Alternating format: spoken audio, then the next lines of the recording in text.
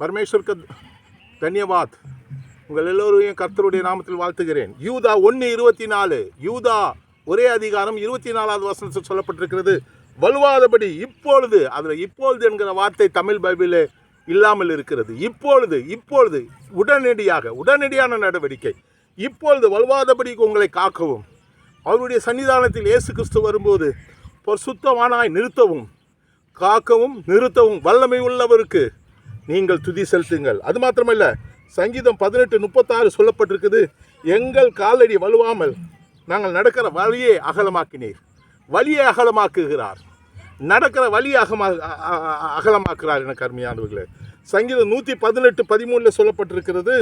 நான் விழாதபடிக்கு நீர் என்னை நான் விழும்படிக்கு நீ என்னை தள்ளினாய், நான் விழும்படிக்கு நீ அநேக தரம் என்னை தள்ளினாய், ஆனால் கர்த்தரோ எனக்கு உதவி செய்தார். எனக்கு அருமையானவர்களே, நீதிமான் 7 தரம் விழுந்தாலும் எழுந்து நிற்பான், கர்த்தர் அவனை எழுந்து நிற்க வைப்பார். அதே போல் யாக்கோப்பு 5:15 சொல்லப்பட்டிருக்கிறது. கர்த்தர் அவனை எழுந்து நிற்க வைப்பார். வியாதியிலே கிடக்கிறவனை கர்த்தர் எழுப்பி நிறுத்துவார். எனக்கு அருமையானவர்களே, எழுப்பி நிறுத்துவதிலே கர்த்தர் வல்லமை உள்ளவர், வலுவாதபடிக்கு காக்கிறவர். இந்த 3 வசனத்தையும் நீங்கள் இணைத்து ஒரு பெரிய ஆசீர்வாதத்தை பெற்றுக்கொள்ளுங்கள், அபிஷேகத்தை பெற்றுக்கொள்ளுங்கள்.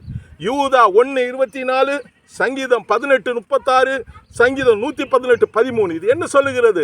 வலுவாதபடி காக்கிறவர், விழாதபடிக்கு காக்கிறவர். நீங்கள் விழுந்து போக மாட்டீர்கள், நீங்கள்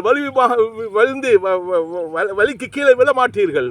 வாழ்க்கையானாலும், ஊழியத்தினாலும், சாட்சியின் வாழ்க்கையானாலும், எந்த வாழ்க்கையிலும் நீங்கள் எழுந்து நிற்பீர்கள். கர்த்தர் உங்களை நிற்க வைப்பார், கர்த்தர் உங்களை மகிமைப்படுத்துவார். எந்த இடத்திலே நீங்கள் வெட்கப்பட்டீர்களோ அதே இடத்தில் தேவன் உங்களை மகிமைப்படுத்துவார். வல்லமை உள்ள தேவன், ஜீவன் உள்ள தேவன், சர்வ வல்லமை உள்ள தேவன் உங்களை நிற்க வைப்பார். எனக்கு அருமையானவர்களே, இந்த 3 வசனத்தின் அபிஷேகத்தையும் ஆசீர்வாதத்தையும் பெற்றுக்கொள்ளுங்கள். இது உங்களுக்கும், உங்கள் பிள்ளைகளுக்கும், உங்கள் குடும்பத்திற்கும், உங்கள் சபைக்கும், ஸ்தாபனத்திற்கும், ஊழியத்திற்கும், உங்களுடைய வேலை ஸ்தலத்திற்கும், உங்களுடைய எல்லா வருகையிலும் போகையிலும் கர்த்தர் உங்களை பாதுகாத்து கொள்வார், வேலி அடித்து பாதுகாத்து கொள்வார். கர்த்தருடைய நிழல் உங்கள் மீது இருக்கும். எனக்கு அருமையானவர்களே, கர்த்தருடைய பாதுகாப்பு உங்களுக்கு இருக்கும். இதை நம்புங்கள், இந்த வசனத்தை நம்புங்கள். இந்த வசனம் உங்கள் வாழ்க்கையிலே கிரியை செய்யும். God bless you.